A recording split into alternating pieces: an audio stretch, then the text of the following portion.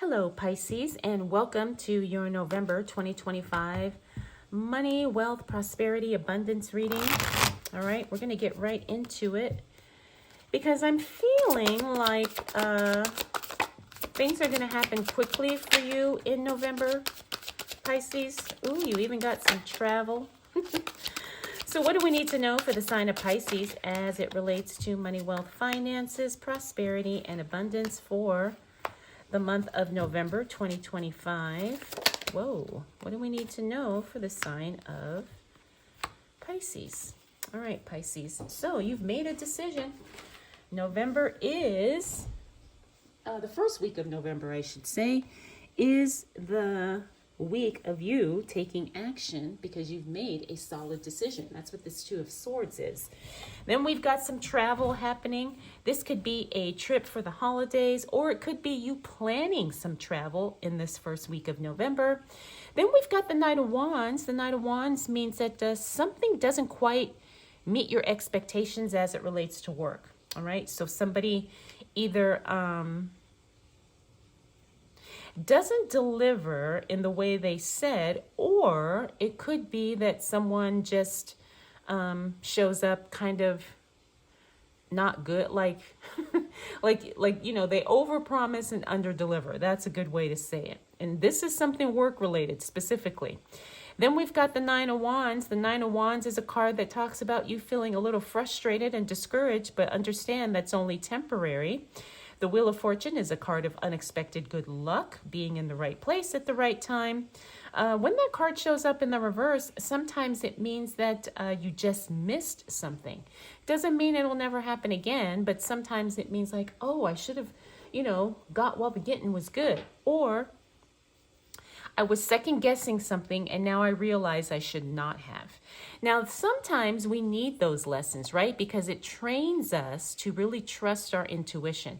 Sometimes we hesitate, sometimes we go back and forth, but the Wheel of Fortune says don't ignore opportunities when initially they feel right for you, all right? Trust that first instinct.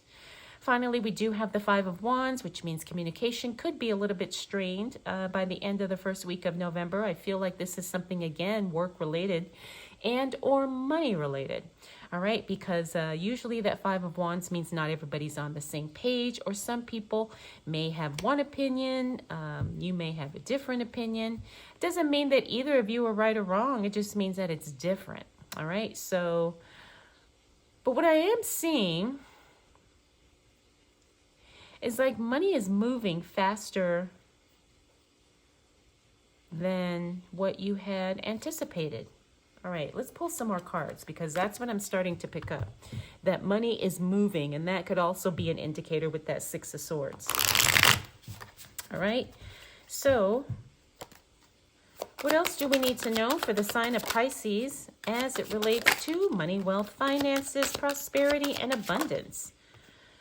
Oh, for the month of November 2025. What do we need to know? Look at these juicy cards. All right, is everybody in frame here? Okay. All right, so looking at the second week of November, you got somebody showing up from the past here. I do believe this is going to be something happy, but I also feel like this is something work related, like you hear from somebody you used to work with.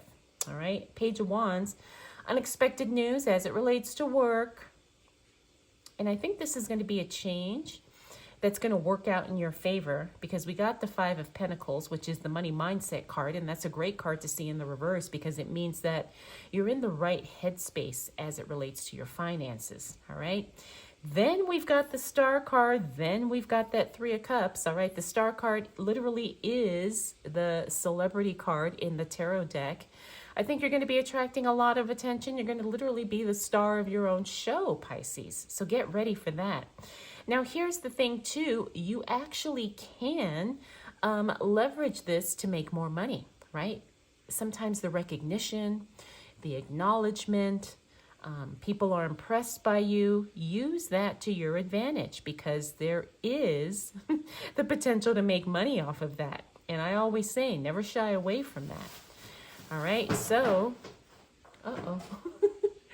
One of my books just fell over. All right, the Three of Cups is a card that talks about celebration. I feel like there's going to be some type of social event happening this second week of November. This could be something work-related or in your personal life, but I feel like there's going to be a gathering, a get-together, or something like that. The Four of Cups means you got to say no to something, and then the Nine of Cups means don't be afraid to spend money on yourself because it's going to come back in a way that benefits you. All right, so the thing is sometimes we do have to invest in ourselves. Now, the other thing about the Nine of Cups is that it means that you deserve to be, splurged upon. Be open to treating yourself in some way because it's going to benefit you not only emotionally and energetically, but it's also going to kind of send the signal that you are ready and available for more. All right. And that you are not settling for less than you deserve, and you are willing to make sacrifices for the things you want. Now, when it concerns money, this is a big deal. All right. We all know that we have to pay the price, for whatever it is we want. And sometimes paying that price literally does mean investing in something for ourselves so we can be better, do better, work faster. Okay. So don't be afraid of that.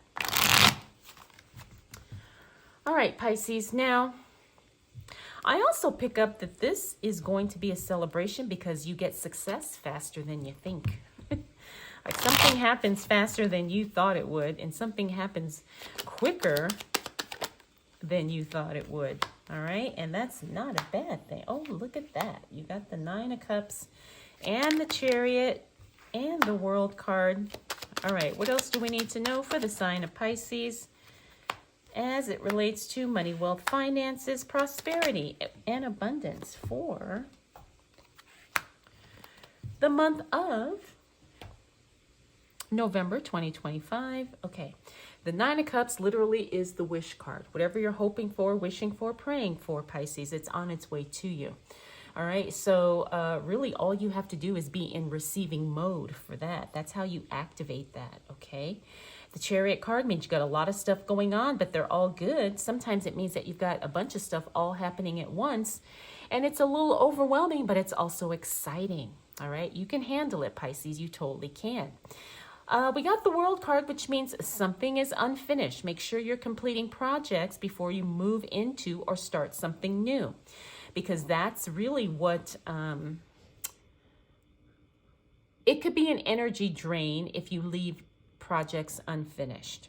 All right, that's probably the best way to say it. Then we got the Three of Swords. This is healing emotionally from something. I feel like this is something in your personal life. A lot of the signs have been getting this card in the reverse, the Three of Swords, which means emotional healing, releasing, resolution. And I feel like November seems to be, collectively a time when a lot of us are getting resolution emotionally. Okay.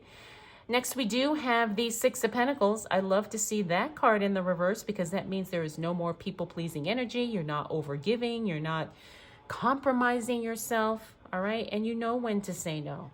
Now, sometimes in business, you have to be ruthless with that, right? And that's what the Queen of Swords is all about. She's about being ruthless, about removing the things that do not serve her or the things that are not going to get her where she wants to go. Sometimes this is relationships. Sometimes this is business practices, whatever the case may be.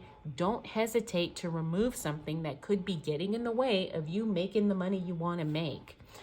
All right, Pisces, so be deliberate with that. Be, like I said, ruthless, because sometimes that's what you have to be. All right, let's see what else is showing up for my Pisces.